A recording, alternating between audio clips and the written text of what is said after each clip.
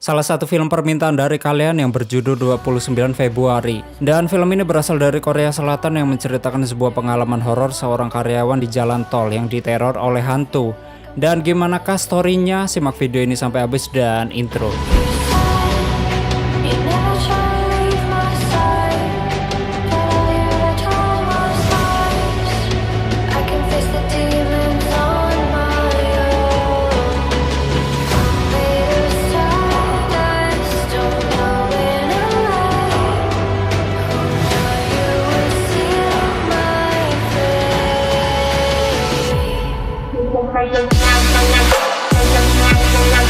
Selamat datang di channel Zura 14 dan selamat menonton. Film diawali oleh seorang jurnalis yang bernama Choi Jae-young. Dia adalah orang yang akan mengangkat pengalaman seseorang untuk dijadikan sebuah karya tulisnya. Jae-young mendatangi sebuah rumah sakit untuk mencari informasi tentang teror itu. Dan di sini Jae-young ditemani dengan dokter yang bekerja di rumah sakit tersebut. Mereka mendatangi sebuah kamar pasien yang bernama Jion, yaitu wanita yang diteror oleh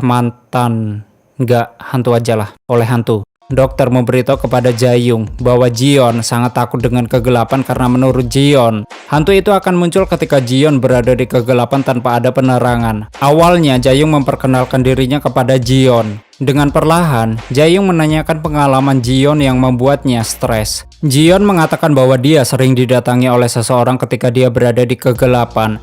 Dan orang yang selalu mendatanginya itu adalah seorang pembunuh yang meninggal 12 tahun yang lalu. Dan orang itu adalah seorang wanita juga, tapi aku tidak tahu siapa namanya karena ya nggak dikasih tahu di filmnya. Menurutnya wanita itu akan membunuhnya, makanya Jion merasa ketakutan ketika berada di kegelapan. Yang kemudian Jion menanyakan tanggal berapa hari ini. 오늘이 며칠이죠? Lalu dokter itu menyebutkan bahwa hari ini tanggal 29 Februari. Jion merasa bahwa tanggal 29 Februari adalah tanggal kutukan baginya. Dan disinilah awal mula Jion menceritakan pengalaman horornya itu. Jion sendiri merupakan seorang karyawan jalan tol. Dan sehari-hari, Jion menjaga di sebuah pintu tol. Ada salah satu temannya yang selalu melihat dirinya. Namun Jion tak merasa kalau itu adalah temannya. Menurut Jion, itu hanya sebuah kebetulan saja. Tiba di tempat kerjanya, Jion langsung bersiap-siap untuk bekerja. Saat berada di lokernya, dia dikejutkan dengan kedatangan temannya yang bernama Jong-sok, bukan Jongkok ya. Jong-sok sendiri merupakan teman satu kerjanya. Awalnya Jion bekerja seperti biasanya dan tidak ada keanehan. Ketika hari sudah larut malam, Jion melihat seseorang di salah satu bilik namun dia mengira kalau itu adalah Jong-sok. Jion mencoba mengajak ngobrol, namun tidak ada jawaban darinya. Ketika Jion ingin mendatanginya, tiba-tiba listrik padam. Lalu Jion menelpon salah satu temannya untuk menanyakan apakah ada pemadaman listrik. Tak berselang lama, ada mobil yang melintas. Jion mencoba menerangi dirinya dengan senter. Tiba di sampingnya, dengan ramah Jion menyapa pengendara itu yang kemudian pengendara itu memberikan tiket kepada Jion. Namun tiket itu berlumuran darah yang membuat Jion ketakutan. Dan tiba-tiba saja listrik kembali hidup. Jion yang sedang ketakutan itu tiba-tiba dikejutkan dengan kedatangan Jong-sok karena Jong-sok akan menggantikan posisi Jion. Lalu Jion memberitahu kalau tadi ada pemadaman listrik. Namun Jong-sok tidak merasa ada pemadaman listrik. Jion sendiri mulai merasa ada yang aneh pada dirinya karena hanya dia yang merasakan ada pemadaman listrik. Setelah hal itu, Jong-sok menemui Jion untuk menanyakan tanggal berapa besok. Menurut Jion, besok adalah tanggal 1 Maret dan ternyata besok adalah tanggal 29 Februari yang bertepatan dengan ulang tahun Jong-sok. Mereka sedang merencanakan sesuatu untuk merayakan ulang tahunnya Jong-sok. Mereka akan mengambil cuti dan akan berlibur berdua. Saat berada di mobil, lagi-lagi Jion dikejutkan dengan Jong-sok yang memberikan minuman kepada Jion. Lalu Jion bertanya kepada Jong-sok apakah dia pernah mendapatkan tiket yang berlumuran darah. Dan menurut Jong-sok itu adalah hal yang wajar. Ketika di perjalanan pulang, Jion yang mengantuk itu hampir saja menabrak kendaraan lain di depannya. Untung saja Jion berhasil menghindarinya. Kemudian Jion mendengar berita bahwa ada seorang karyawan gerbang tol lain yang meninggal akibat ditikam tadi malam dan ada sebuah kebakaran di sebuah lembaga pendidikan. Jion ingat dengan tiket yang berlumuran darah semalam. Yang kemudian Jae-young menanyakan apakah gerbang tol itu dekat dengan Jion bekerja. Lalu Jion menjawabnya bahwa gerbang tolnya hanya berjarak 10 menit dari gerbang tol tempat dia bekerja. Kejadian itu tepat dengan tanggal ulang tahun Jong-sok, karena itu Ji-yeon selalu ingat dengan kejadian itu. Dan setiap 4 tahun sekali, ada orang yang meninggal tanpa ada alasan yang jelas di gerbang tol itu. Ya, seperti ada sebuah kecelakaan bis pembawa napi, lalu para napi itu melarikan diri kecuali satu orang, yaitu wanita yang menghantuinya itu. Tetapi polisi tidak menemukan orang yang terbakar di dalam bis itu. Sejak saat itulah Ji-yeon merasa dihantui oleh arwah perempuan itu.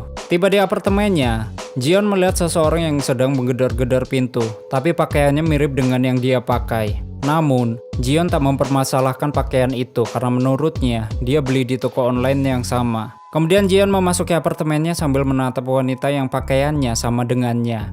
Waktu setelah mandi, Ji-yeon mendengar pintu apartemennya digedor oleh seseorang. Ji-yeon yang merasa terganggu lalu menelpon security apartemen untuk memeriksanya. 아저씨 여기 808호인데요. Yang kemudian, Ji-yeon tidur dan bermimpi tentang seorang wanita yang melewati pintu tolnya semalam.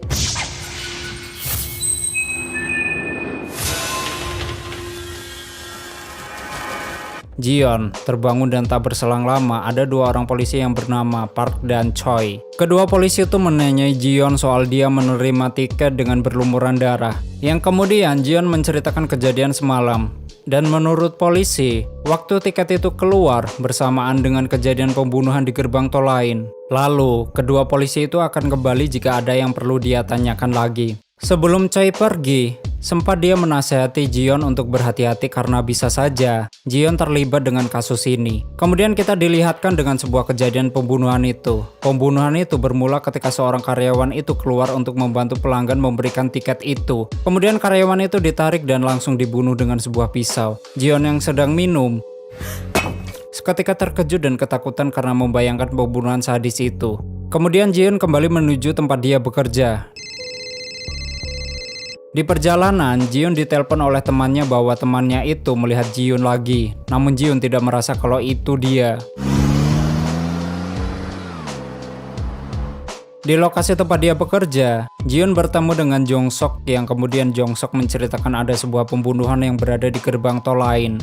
Kemudian ada seseorang yang setiap 4 tahun sekali menaruh bunga di gerbang tol tempat mereka bekerja. Dan ibu itu adalah nenek dari seorang wanita yang meninggal akibat kebakaran bis. Kemudian datang Kim, dia adalah kepala tempat dia bekerja. Lalu Jong-sok meminta izin bahwa dia dan Ji-yeon akan cuti besok.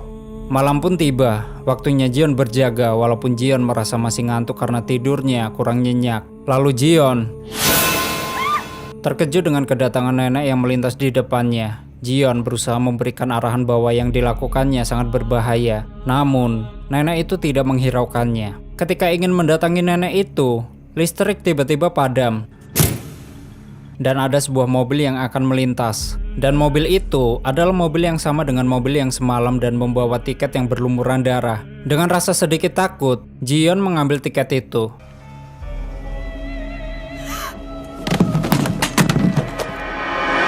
Pagi harinya, ketika Ji-yeon sedang berjalan di sebuah lorong, dia mendengar orang sedang berjalan di belakangnya. Namun karena gelap, Ji-yeon tidak melihat apa-apa tapi suaranya ada. Dan tiba-tiba saja, Jong-sok datang dan mengagetkan Ji-yeon kembali. Ji-yeon sendiri merasa bahwa ada sebuah kutukan di tanggal 29 Februari. Tetapi Jong-sok tidak mempercayainya karena tepat di tanggal 29 Februari adalah hari ulang tahunnya.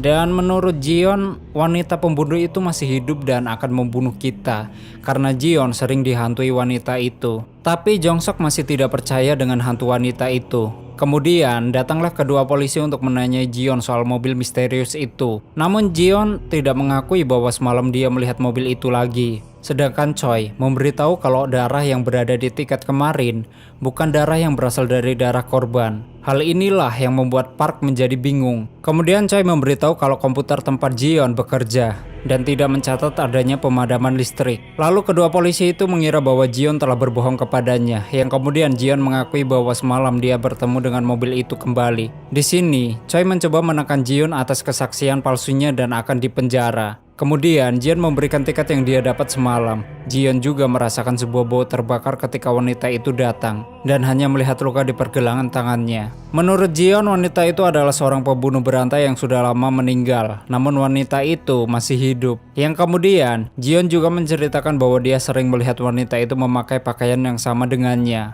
bahkan berperilaku sama dengan Jion. Dan menurut Jion, wanita itu membunuh setiap tanggal 29 Februari yang bertepatan dengan hari itu juga. Kemudian polisi itu menyuruh Jion untuk mencari bukti lain dari wanita tersebut. Singkatnya setelah itu, Jion kembali ke apartemennya. Dan ketika berada di parkiran, dia merasa takut ketika melihat parkiran tanpa ada penerangan. Lalu Jion menghidupkan lampu yang berada di dalam mobilnya. Kemudian Jion kembali melanjutkan dan memarkirkan mobilnya. Ketika berada di sebuah lift, Jion melihat wanita itu lagi. Dan Jion terkejut melihat tangan yang penuh dengan darah. Lalu dengan cepat, Jion memasuki kamarnya. Ketika Jion tertidur, Jion bermimpi wanita itu lagi. Dan di mimpinya, wanita itu berusaha membunuh Jion dengan mencekiknya. Di sini dokter juga memberitahu kalau Jion mengalami kenangan buruk tentang gelap yang mempengaruhi Jion untuk tidur. Ketika sedang minum, Jion melihat tangan penuh darah yang kemudian dia terkejut dan melepaskan botol tersebut. Tak berselang lama, ada yang mengetuk pintu apartemennya. Lalu Jion mencoba melihat dari sebuah lubang pada pintunya, namun tidak ada seseorang. Kemudian Jion membuka pintunya dan emang tidak ada orang. Tapi anehnya, Jion menemukan sebuah tiket tepat di jendela apartemennya. Dan tiba-tiba saja ada seseorang yang mencekiknya dari belakang. Dan tak berselang lama, kedua polisi itu datang untuk membantu Jion. Namun ada yang aneh, yaitu kenapa salah satu tangan polisi itu dikompres. Mungkin kalian tahu? Oh, nggak tahu ya? Ya, cuman aku yang tahu. Nanti aku kasih tahu. Sedangkan Jion juga mengkompres lehernya yang dicekik tadi.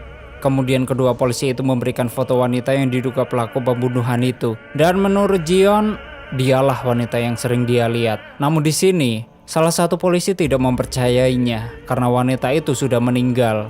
Sedangkan hari ini adalah hari ulang tahun Jong-sok dan hari ini juga Jion dan Jong-sok mengambil cuti. Menurut Park, tanggal ini adalah tanggal yang langka dan hanya bisa ditemui 4 tahun sekali. Yang pada akhirnya kedua polisi itu pergi meninggalkan Jion. Waktu berjalan keluar, Park melihat sebuah obat.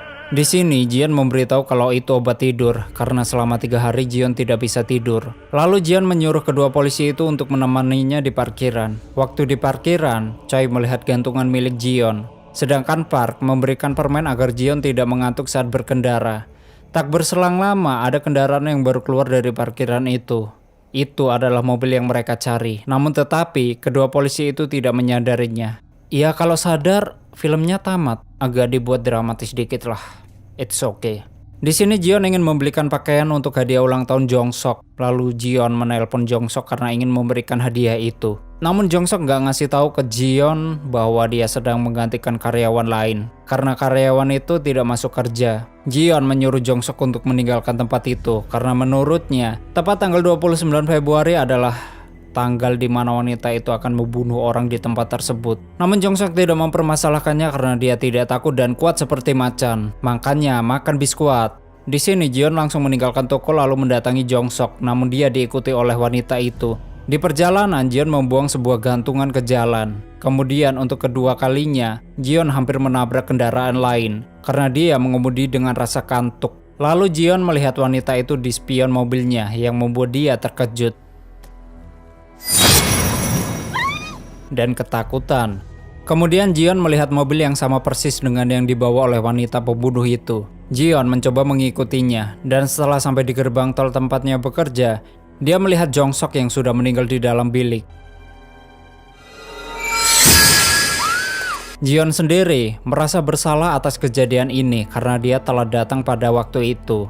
Melihat Jion yang menangis, dokter menyuruhnya untuk beristirahat sejenak. Kemudian, Jae-hyung mendekati Jion.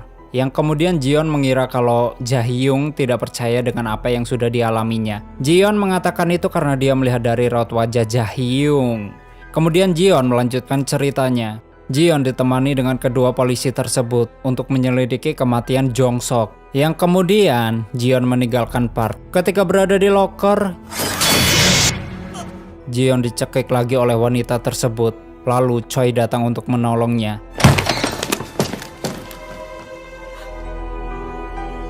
Setelah hal itu, Jion pergi ke sebuah toko lampu untuk membeli beberapa lampu agar dia tidak merasa gelap di dalam apartemennya. Dia bertemu dengan seseorang yang mengeluhkan sikapnya karena membeli lampu yang sangat banyak.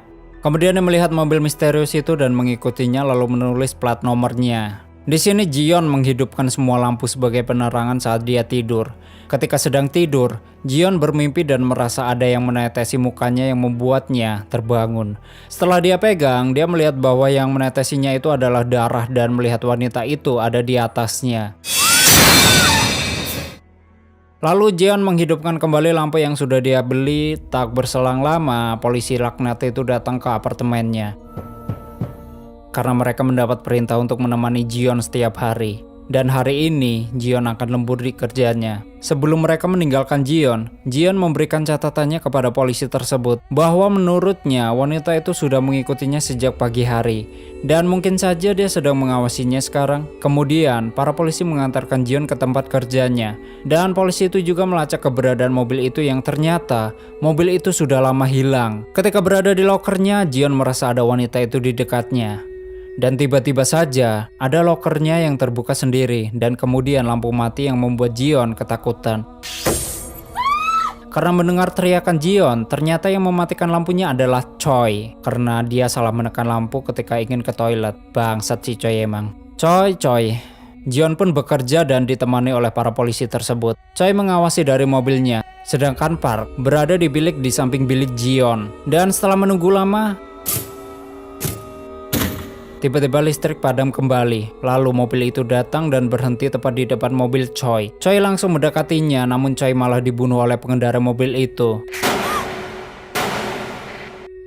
Kemudian Park yang tidak mengetahui kalau Choi sudah dibunuh, dia mendekati mobil itu untuk mengecek kondisi Choi, yang kemudian Park gantian yang dibunuh oleh orang tersebut. Dan yang membunuh polisi itu, dia mendatangi Jion dan mengetuk bilik Jion. Di sini Jion membiarkan hal itu karena dia sangat ketakutan. Lalu orang itu pergi dengan sendirinya dan lampu hidup kembali. Dan Jion pun meninggalkan tempat itu juga. Waktu dia sedang berjalan di lorong dengan tergesa-gesa,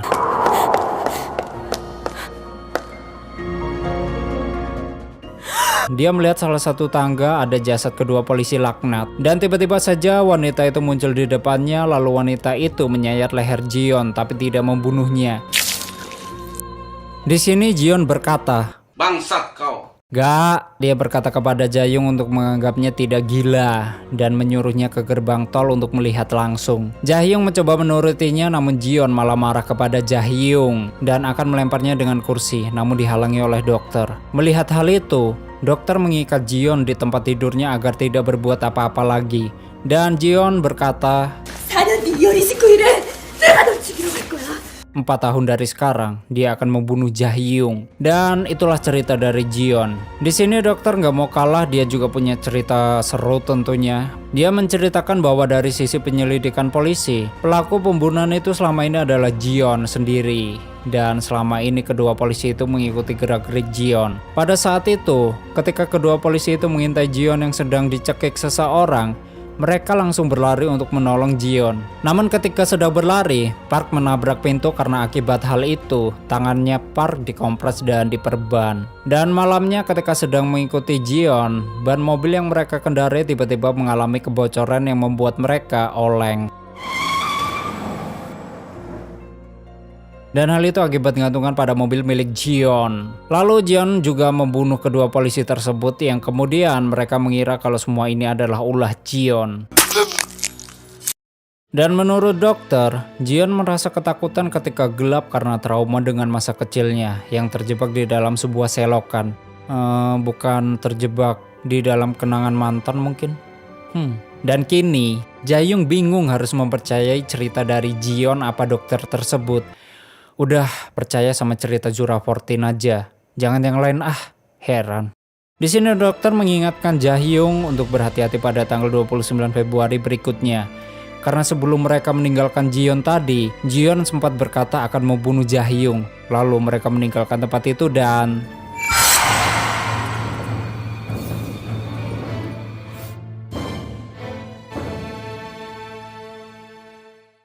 tamat. You feel embarrassed at what they said, like please leave, don't. Oke, seperti itulah story dari film 29 Februari. Dan begitulah storynya, muter-muter kayak komedi putar di pasar malam. Ya walaupun agak ngebuat penasaran ding, sosok-sosok yang misterius itu tadi. Tapi ya itulah, yaitu ulah dari si Jion sendiri. Nggak jauh beda lah sama modus anomali kemarin, ceritanya hampir mirip-mirip. Dan seperti itu aja lah, yang mau full mau feeling di tempat biasa. Feel what you struggle through, yeah. Remember back when I would. Dan terima kasih udah nyimak video ini sampai habis. Terus support channel ini dengan menekan like, subscribe, dan share ke seluruh media sosial kalian.